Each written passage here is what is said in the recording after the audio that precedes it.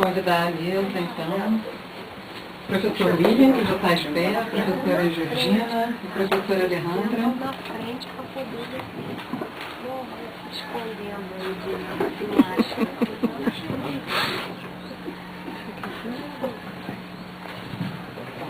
Perdão. Por favor, fiquem à vontade.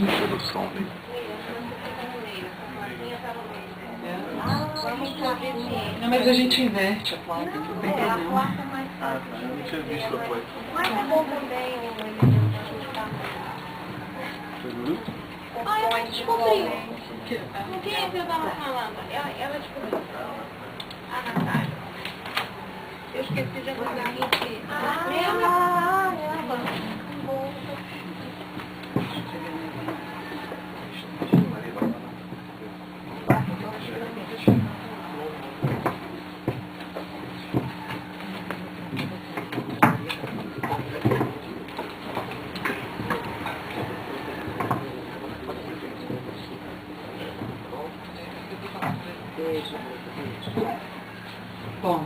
Bom dia a todos. Vamos dar continuidade às atividades da Primavera dos Museus, da 5ª Primavera dos Museus. Esse ano que tem por tema Mulheres, Museus e Memórias. Então, hoje a gente tem um ciclo, de palestras pela manhã, uma mesa redonda, à tarde a gente tem outra. Essa mesa da manhã, o tema é Religiosidade e Representações do Feminino em Perspectiva Histórica. Temos aqui a professora a doutora Alejandra Saladino, que é colaboradora do mestrado profissional em Patrimônio Cultural do IFAM, professora da disciplina de Arqueologia Geral da Escola de Museologia da Unirio, também é colega do IBRAM, do Instituto Brasileiro de Museus. O professor William de Souza Martins, professor da UFRJ de História Moderna, e a professora Georgina Silva dos Santos, professora da UF, onde ela ministra a disciplina de História Moderna no curso de História também. Certo? Então, eu vou passar a palavra à professora Alejandra. Se vocês quiserem aprofundar um pouco mais da área de formação de vocês, fiquem à vontade também. Tá certo? Então, bom dia a todos. Precisa mesmo o microfone, estão gravando, né? Então, bom dia a todos. E todas, por favor, sintam-se contempladas no todos como sempre foram. Eu agradeço a direção do Museu de Itaipu, pela oportunidade de apresentar alguns fragmentos da nossa pesquisa, sob o título da nossa apresentação, Remanescentes do Recolhimento de Santa Teresa, Usos e Funções sobre um Lugar de Memória da Freguesia de São Sebastião de Itaipu. E também quero agradecer à equipe do museu pelo apoio, a parceria, o carinho mesmo, indispensáveis para o desenvolvimento desse projeto de pesquisa que está sendo desenvolvido na Unirio. Eu aproveito também para dizer que o desenvolvimento, enfim, esse caminhar dessa pesquisa só está sendo possível mesmo pelo entusiasmo, pela parceria, pela compreensão, apoio de dois dos meus mais dedicados alunos do curso de Museologia, a Natália Bezerra e o Carlos Barata, aí, de cineasta, registrando, sempre cuidando da memória institucional, e, enfim, que aceitaram esse desafio, que é um desafio, a Maria, a equipe do museu, convivem diariamente com essa questão, que aceitaram o desafio de tentar recompor, identificar alguns fragmentos da trajetória deste espaço. Bom, a ideia de desenvolver este projeto partiu da constatação de que, embora o recolhimento de Santa Teresa fosse objeto de estudo ou estudo de caso de pesquisas das mais variadas, dissertações de mestrado, teses de doutorado, como a minha, percebi que há lacunas importantes na sua história. Enfim, há lacunas importantes. Não conseguimos ainda precisar processos importantes, como a transformação desse espaço de recolhimento, ou seja, de lugar de abrigo, depósito de mulheres, enfim, né, para asilo de crianças, né, de menores, de órfãos, e espaço também de abrigo para alguns membros da colônia de pescadores do local. Né. Então, desta forma, né, nós buscamos compor um quadro contextualizado, né, na verdade, mais do que do recolhimento, né, a gente procura compor um quadro contextualizado do MUSAI, né, do Museu de Arqueologia de Itaipu, ou Museu Socioambiental de Itaipu, né, onde o seu perfil estratigráfico, né, ou melhor dizendo, as camadas temporais, né, da sua trajetória, seja melhor explorado, né, tentando preencher o máximo de lacunas que a gente puder. Né. Os objetivos da nossa pesquisa desenvolvida na Unirio, né, são reconstruir a trajetória do recolhimento, né, do século XVIII ao XXI, tomando como base a cultura documental. Outro objetivo é compor, a partir da cultura documental, um panorama sobre a atuação da igreja sobre segmentos sociais específicos. Né? As mulheres recolhidas por vocação, por missão ou abrigo, né? Crianças sem família, enfim, nesse recorte temporal bastante extenso. E, por fim, também procuramos, né, tentamos mapear os usos do recolhimento de Santa Teresa durante também esse período bastante extenso. A pesquisa está, como eu tinha comentado anteriormente, está sendo fundamentada na cultura documental, né? No levantamento documental sobre temas específicos da Igreja Católica, relações de gênero, nas colônias portuguesas, ordens religiosas, enfim.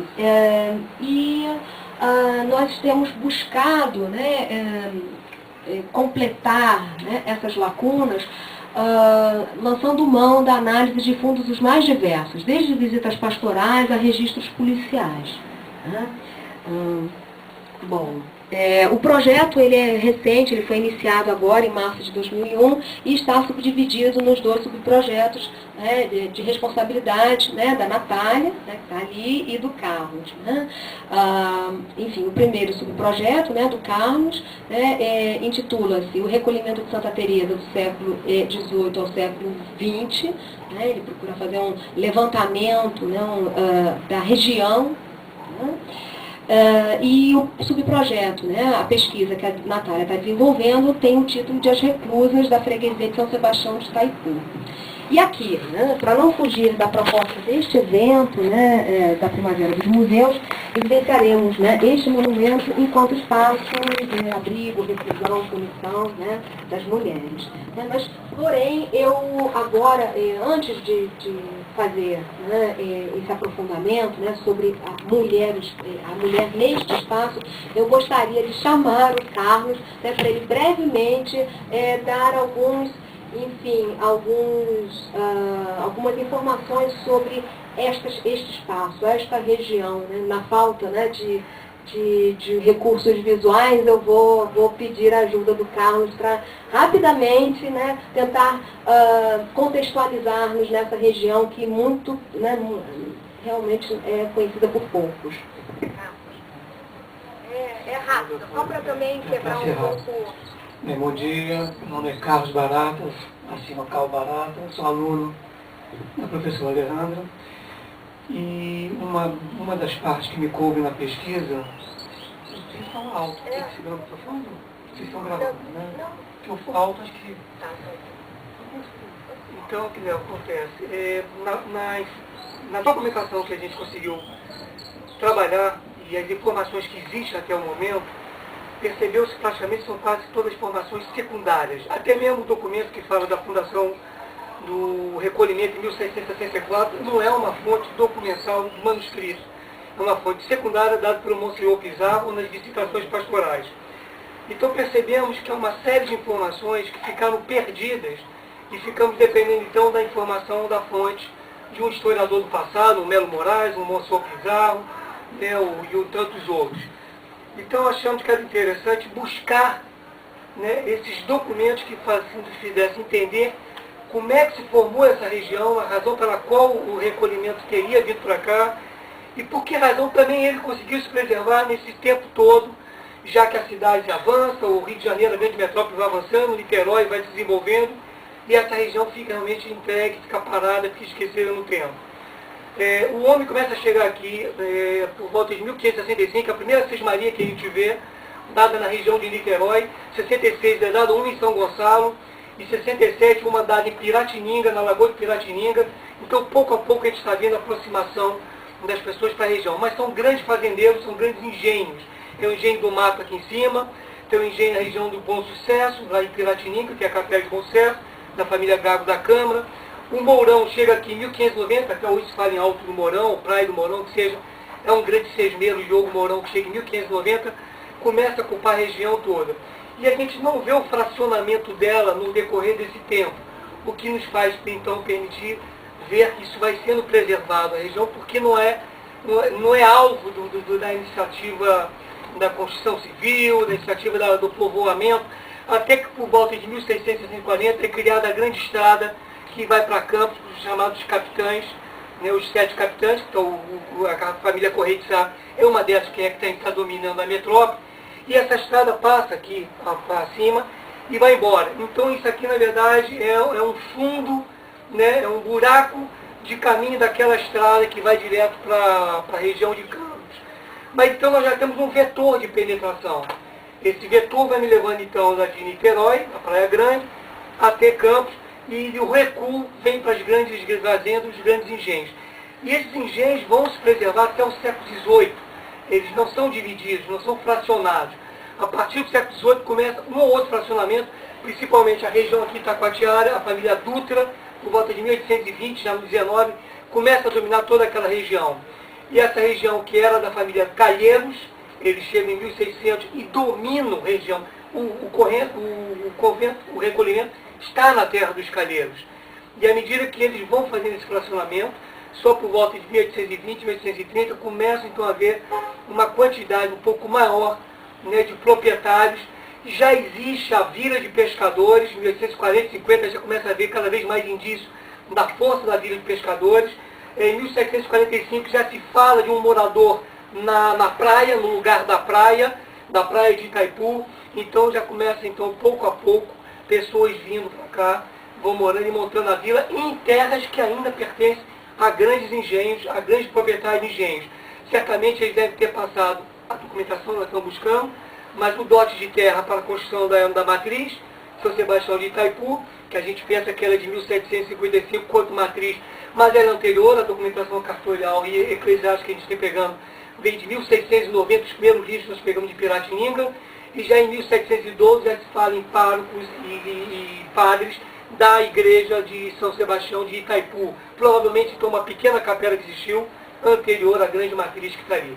A construção da matriz mostra a necessidade de que já existia um núcleo urbano, pequeno núcleo urbano, evidentemente, de pescadores. Não é aquela que está lá, que ela é uma reforma do século XIX, somente em 1850, 55, quando ela fica concluída. Né? Então, mas 1754 demonstra, 55, que já existe uma pequena população local para a razão da construção daquela matriz. E o recolhimento ele vai sobrevivendo, em 64, ele vem pouco depois, e vai sobrevivendo, em parte, pelo não avanço do homem, do dia a dia para cá, ele passa direto para a estrada, isso aqui pertence a uma propriedade particular, está dentro de uma propriedade de um sesmeiro, o que era uma prática no passado, esse sesmeiro, quando criou a matriz, vai criar o recolhimento, ele dá o patrimônio de terra, né, e pouco a pouco você passa a ter uma jurisdição muito pessoal própria e que vai fugindo do sesmeiro. Em que muitas cidades de Minas Gerais, por exemplo, acabam se transformando num município, numa vila, num arraial, numa vila, num grande município, e chega uma hora já não tem mais a ver com o próprio fazendeiro. Então o que acontece na região? E é o que a gente queria entender é isso, como é que esse recolhimento, mesmo as suas ruínas, consegue ser preservado nesses 300 anos quase de história, numa região realmente que o homem não tem acesso, não está a fim de ter acesso, porque ela é uma região dividida entre 5 grandes fazendeiros. E aos poucos, eles no século XIX, até chegar em 1940, a família Azevedo Sodré, que é uma família de Itaboraí, são grandes fazendeiros de engenho de Itaboraí junto com o Juco Estrada, eles vêm comprar o engenho do Matos, e infelizmente, por uma separação do casal, os Azevedo Sodré, cada um pega uma parte, a parte que está aqui, a região de Itaipu, até o engenho do Mato, acaba sendo realmente vendido para grandes incorporadoras, que depois se perdem no meio do caminho e começam então os loteamentos, posse, etc. Mas então era isso, quer dizer, o fato de não ter essa documentação, achamos que era interessante voltar ao século XVI, vi trazendo a documentação até a construção propriamente dita do recolhimento, para que pudesse entender então a sua construção. E vimos em algumas coisas, alguns trabalhos dizendo que o recolhimento, por não encontrar a documentação dele, de que ele poderia ter sido construído à revelia ou escondido, né, da metrópole. É impossível. Nós estamos no tempo dos vice-reinos. Você do Pão de Açúcar consegue ver a praia de Itaipu, como daqui você vê lá. E isso aqui é rota de navegação, sempre foi do século XVI, XVII, XVIII inteiro, de quem vinha. Ele descia até Cabo Frio, de Cabo Frio vinha costeando as terras até entrar na boca da Baía de Guanabara e entrar. Impossível não ver essa construção à beira-mar. Então ela realmente não é uma construção que foi revelia ou escondida, porque o vice-reino de lá está vendo. Né? E é praticamente o quarto recolhimento que consegue ser construído no século XVIII. Nós temos 3 na metrópole, a professora eu acho que vai desenvolver isso. Nós temos 3 recolhimentos na metrópole construídos num espaço de diferença de 40 anos no mínimo, ou no máximo, perdão, e logo em seguida, na província, fora da metrópole, é construído esse recolhimento, na necessidade de distanciar talvez essas mulheres que iam sendo recolhidas por outras razões, né, dos seus maridos, seus homens que estão lá na metrópole e não querem o acesso delas lá. Nós encontramos relatos até de algumas que fugiram e conseguiram entrar no recolhimento do parque que está lá embaixo, que esse foi e pegou fogo. Então é mais ou menos a parte que eu venho desenvolvendo junto ao grupo e que o grupo vem desenvolvendo é de entender então toda a ocupação dessa área nessa situação. Obrigado. Então é nesse contexto. Então é nesse contexto que se constrói o recolhimento de Santa Teresa, que tem uma arquitetura muito interessante, tem um piso só e uma rápida visita, né, nos permite perceber o quão modificada foi a sua estrutura, né, ao longo desses 2 últimos séculos, principalmente. Então, nós podemos perceber, né, já que o Carlos, né, comentou, né, da construção de outros conventos e recolhimentos, né, nós podemos perceber que no século XVIII e XIX há uma demanda, há uma necessidade por criar estes dispositivos que, em última instância, operam, né, funcionam como proteção das mulheres, visto que a consulta aos registros policiais indicam um aumento no número de assassinatos a mulheres ditas enquanto, né, consideradas adultas. Então havia realmente uma demanda social, né, uma demanda da sociedade por criar esse tipo de dispositivo. E é assim que se coloca aqui o recolhimento de Santa Teresa, o único fora, né, da metrópole, é o único da província do Rio de Janeiro, né, que está fora, né, do centro de circulação, né, a sociabilidade, urbanização, né, mantendo, digamos assim, as reclusas de Itaipu mais reclusas, né, que as outras, né, embora houvesse a possibilidade de algumas, né, mais proativas, inclusive escaparem destes muros. Né? Bom, então a questão que eu gostaria de colocar é para que construir esse recolhimento? Né? Já coloquei. Né? Era uma necessidade, uma demanda por abrigar, né, mulheres que eventualmente, né, quisessem, né, subverter, digamos assim, a ordem social, né, e o seu destino de esposa e mãe, e paradoxalmente, né, poderiam encontrar uma forma de exercer a sua liberdade, né, entre, né, os muros de um convento, de um recolhimento, ou seja, né, a ordenação, né, a ordenação poderia ser uma forma, né, delas exercerem a sua revolta contra, né, esse estatuto, né, podendo algumas até atingirem, alcançarem, né, uma posição, né, enfim, ascenderem em carreiras administrativas, né. Mas os recolhimentos também serviriam, como o Carlos já comentou, para abrigar mulheres enfim, cuja vida, né, tinha uma lacuna importante, né, enfim, a lacuna, a ausência do marido ou do pai, enfim, por questões eventuais, como viagens, né, encontravam nos recolhimentos um abrigo seguro. Uma outra função dos recolhimentos que nós podemos também identificar é a função, digamos, de punição. né, os recolhimentos, né, são um espaço para punir aquelas mulheres, né, que ousavam transgredir, né, ousavam subverter a ordem e colocavam-se em desobediência perante o pai ou mesmo o marido. Então era aqui que as mulheres, digamos, transgressoras da época eram depositadas. Bom, eu gostaria então agora de colocar pontualmente a tentativa, na verdade, de identificação de que mulheres estamos aqui a falar enquanto reclusas no recolhimento de Santa Teresa.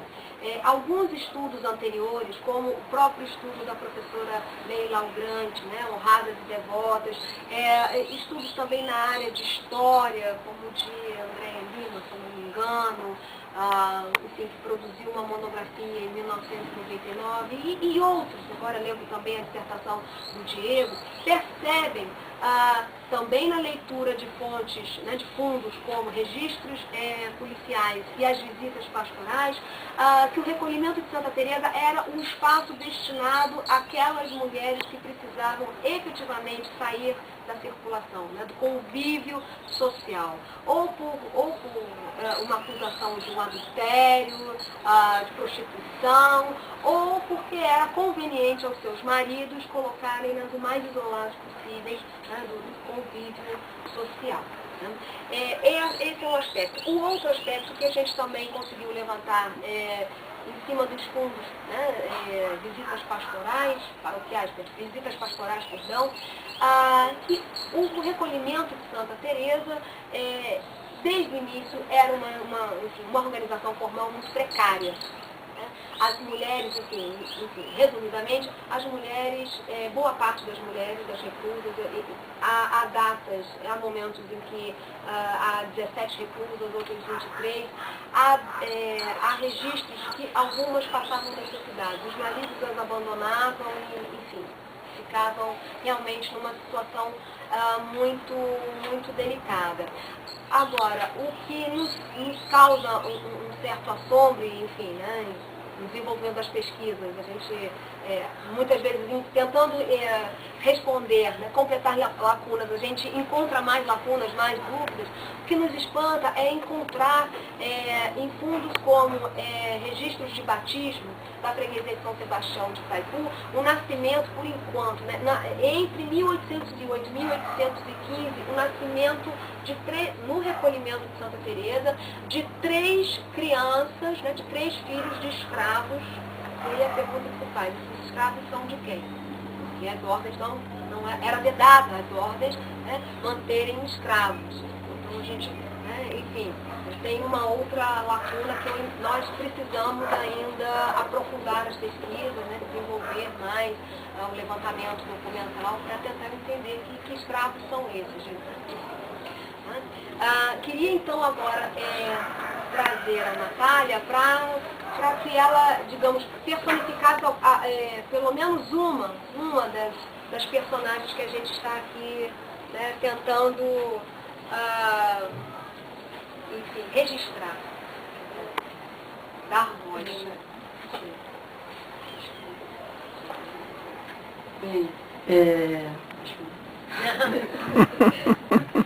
fica grave, né?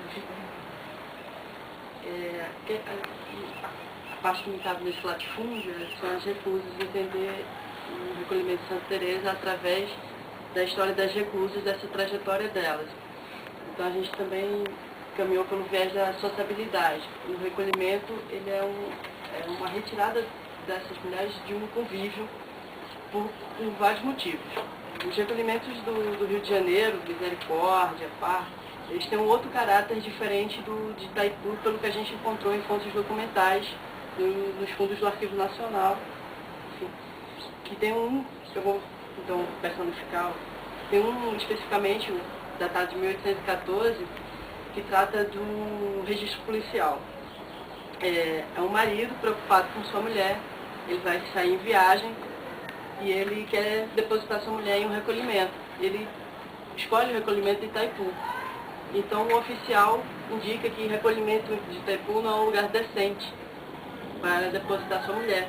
e que ele o faça no recolhimento da misericórdia. Então isso a gente já tem um caráter do recolhimento de Itaipu como um caráter diferenciado dos recolhimentos do Rio de Janeiro, da misericórdia.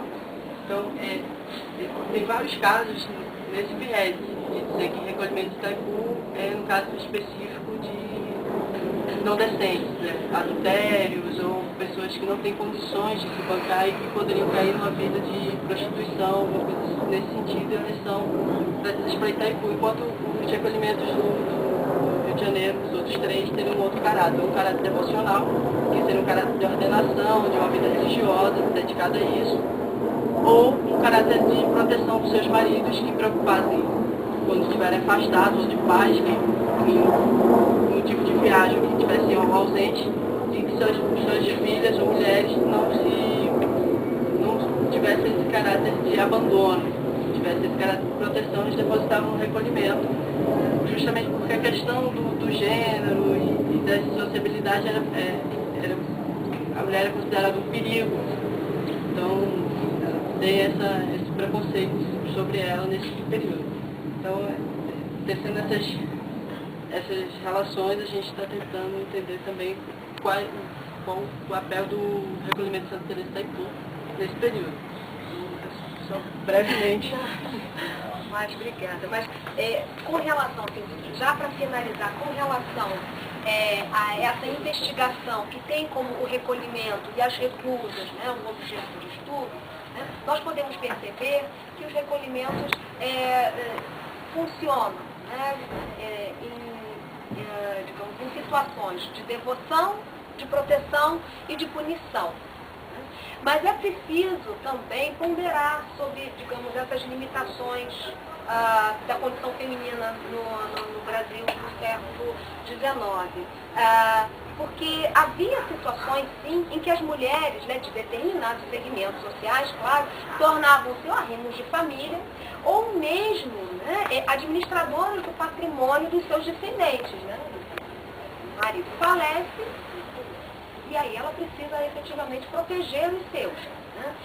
Como exemplo, nós podemos citar a viúva Silva Serva, uma portuguesa, né, casada com Silva Serva, né, que é responsável pela continuidade, né, da primeira tipografia privada no país, né, estabelecida em Salvador, na Bahia, que é objeto de estudo desenvolvido na área da biblioteconomia pelo pesquisador Fábio Santo Nicola.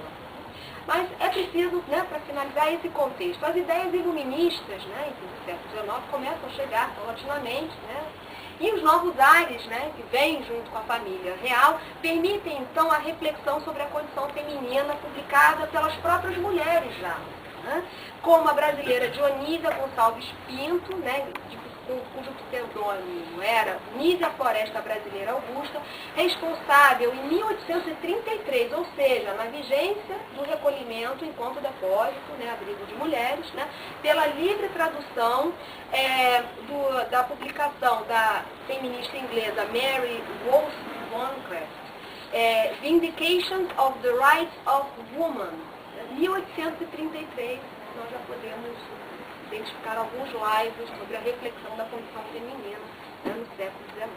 Mas ainda assim era preciso mantê-las controladas, né, cerceadas. E então, no mesmo período, né, século XIX, efetivamente 1837, Luís de Santange, né, publica O Segredo de Triunfar das Mulheres e de Torná-las Constantes, seguidos dos sinais que anunciam a inclinação ao amor dos pensamentos de Montaigne, La Bruyère e La Rochefoucauld sobre as mulheres, o casamento e a sociedade.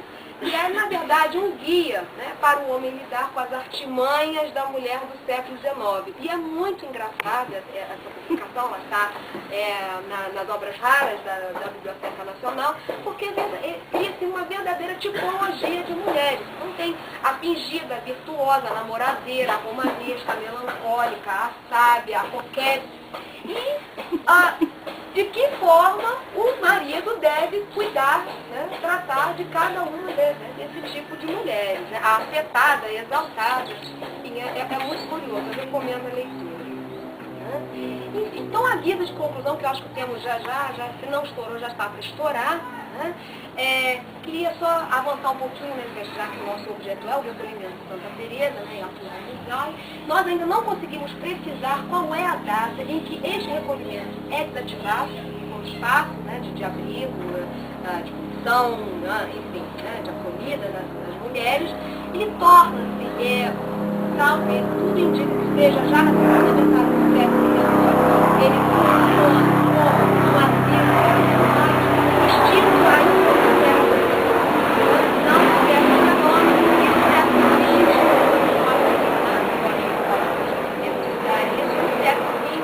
novamente a sua estrutura arquitetônica é modificada por novos moradores, alguns membros da colônia de pescadores, né, esse monumento, né, ficou em ruínas até a década de 1940, quando se inicia um longo processo, né, de reconhecimento, valorização, né, deste patrimônio, né, que se coroa, na verdade, em 1955, com a inscrição deste monumento no livro de tombo das Belas Artes, né, em 1955. E aí, finalmente, eu gostaria de destacar, né, para finalizar a nossa fala, né, algumas considerações possíveis de levantar nesta fase inicial desta pesquisa. Bom, o monumento, o recolhimento de Santa Teresa, ele pode ser considerado como um importante objeto de análise sobre a condição feminina no Brasil, né, bem como também sobre a formação da instituição do patrimônio cultural no país, né, considerado, né, à luz do institucionalismo histórico como um complexo conjunto de normas, convenções, disposições legais e distintos segmentos sociais, atores sociais, acadêmicos, agentes do patrimônio, enfim, poder público, né? Então, nós percebemos um enorme potencial de estudo, né, a partir do recolhimento.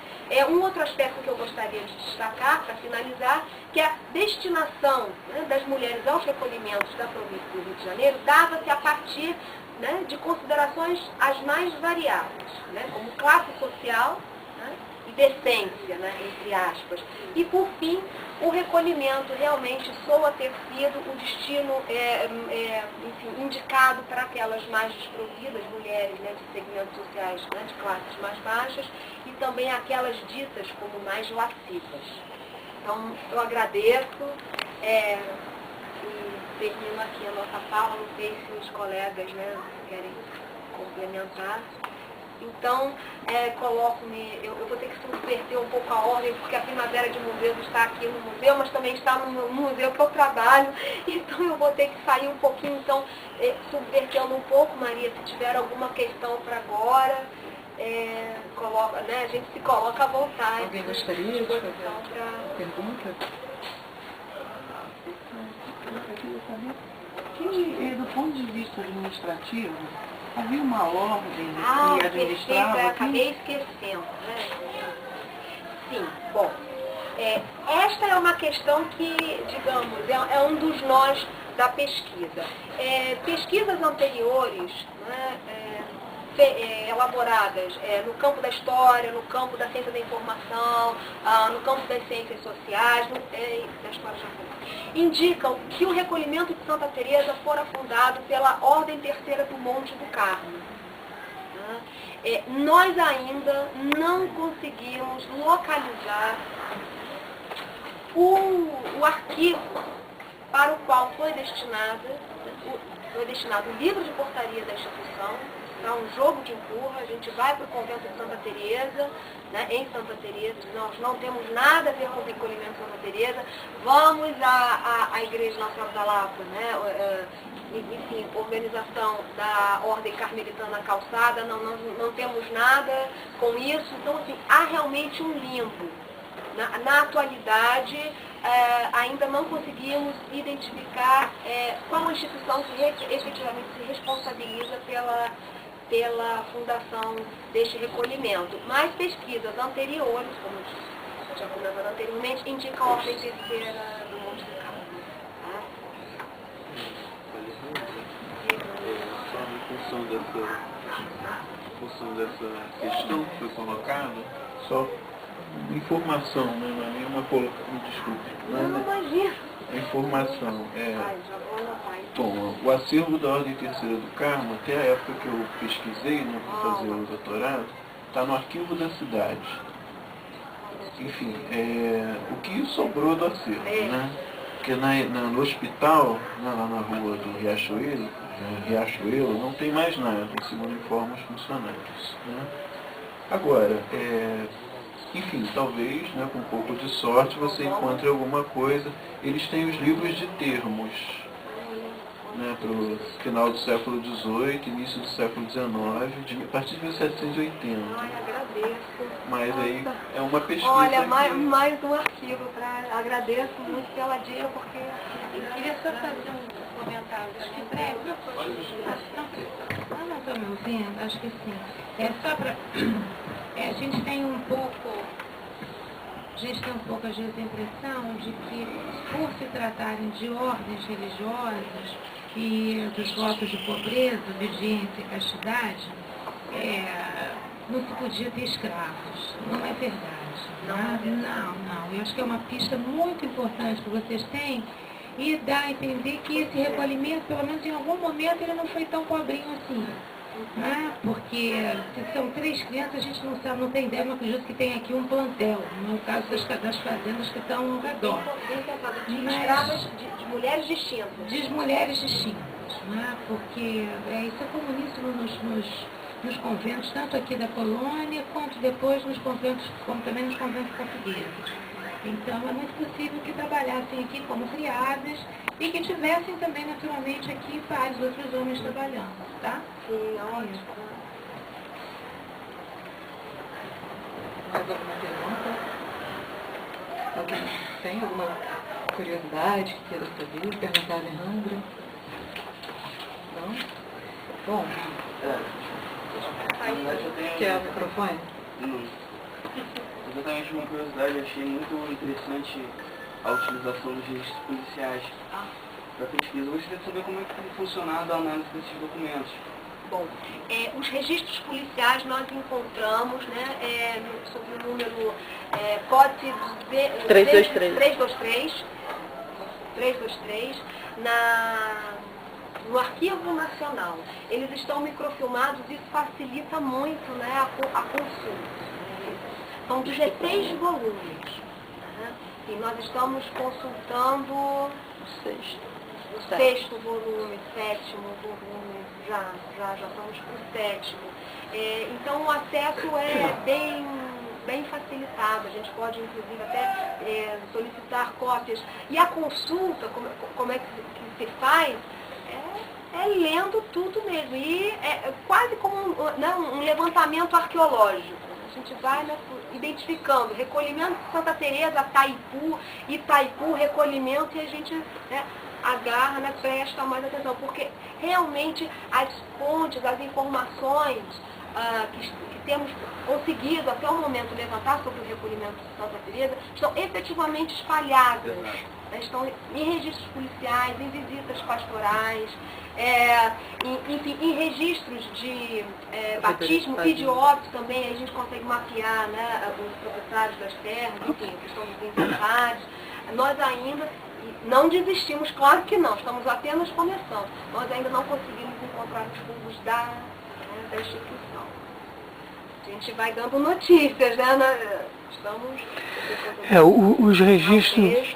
Os registros de óbitos que a gente tem consultado, porque muitos deles vêm nos inventários, são anexados a esses óbitos. E a nossa esperança era encontrar em algum deles informações de que deixa uma terça, né, para o recolhimento, mas já pegamos vários, de 1700 e tanto até 1810, 20, e nenhum dessas pessoas deixa alguma coisa para o recolhimento nesses registros de óbitos de Itaipu. Estão pegando a freguesia São Sebastião de Itaipu. Então não há ali. Imagina. Os fundos estão disponíveis no arquivo da Diocese de Niterói, aqui na Almirante... Não,